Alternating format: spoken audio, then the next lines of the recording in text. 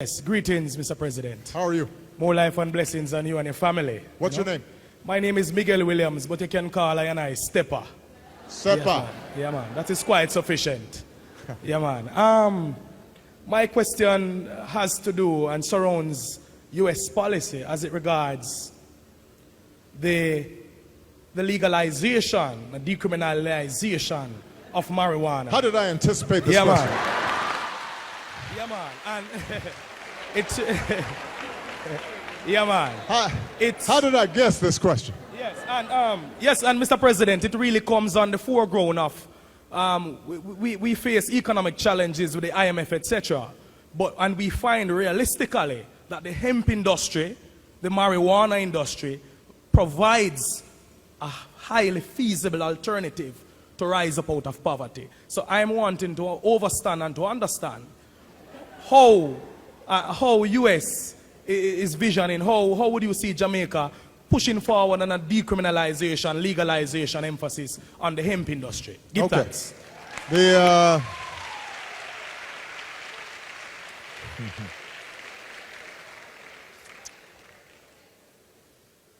Well,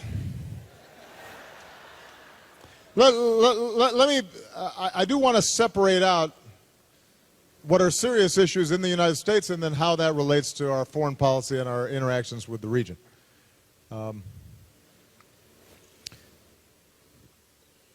There is the issue of legalization of marijuana, and then there is the issue of decriminalizing or dealing with the incarceration and, in some cases, devastation of communities as a consequence of nonviolent drug offenses. I am a very strong believer that the path that we have taken in the United States in the so-called war on drugs has been so heavy in emphasizing incarceration that it has been counterproductive. You have young people who did not engage in violence, who get very long penalties, get placed in prison, and then are rendered economically unemployable, are almost pushed into then the underground economy, learn crime more effectively in prison. Families are devastated. So it's been very unproductive. And what we're trying to do is to reform our criminal justice system. And the good news is there has actually been some interest on the part of unlikely allies like the evangelical community or some otherwise very conservative Republicans, because it's very expensive to incarcerate people, and a recognition that this may not be the best approach. So that's one issue. There's then the second issue of legalizing marijuana, whether it's medical marijuana or recreational use. There are 2 states in the United States that have embarked on an experiment to decriminalize or legalize marijuana, Colorado and Washington State. And we will see how that experiment works its way through the process. Right now, that is not federal policy, and I do not foresee anytime soon Congress changing the law at a national basis. But I do think that if there are states that show that they are not suddenly a magnet for additional crime, that they have a strong enough public health infrastructure to push against the potential of increased addiction, then it's conceivable that that will spur on a national debate. But that is going to be some time off. And then the third issue is, what will U.S. international policy be? And we had some discussion with the CARICOM countries about this. I know on paper a lot of folks think, you know what, if we just legalize marijuana, then it'll reduce the money flowing into the transnational drug trade. There are more revenues and jobs created. I have to tell you that it's not a silver bullet.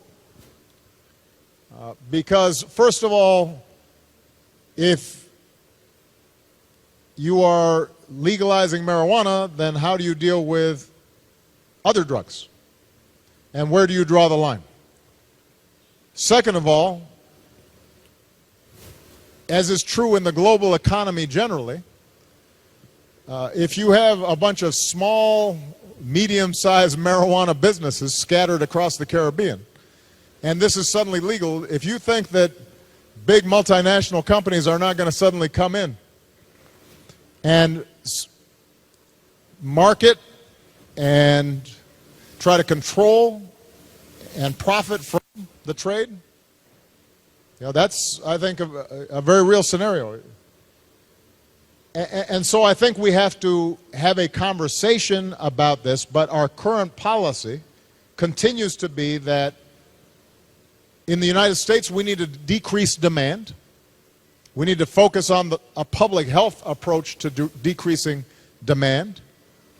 We have to stop the flow of guns and cash into the Caribbean and Central America and Latin America. And at the same time, I think the Caribbean, Latin America, Central America have to cooperate with us to try to shrink the power of the transnational drug organizations that are vicious and hugely destructive. And if we combine a public health perspective, a focus on not simply throwing every low-level person with possession into prison, but trying to get them treatment, we combine that with economic development and alternative opportunities for youth, then I think we can strike the right balance.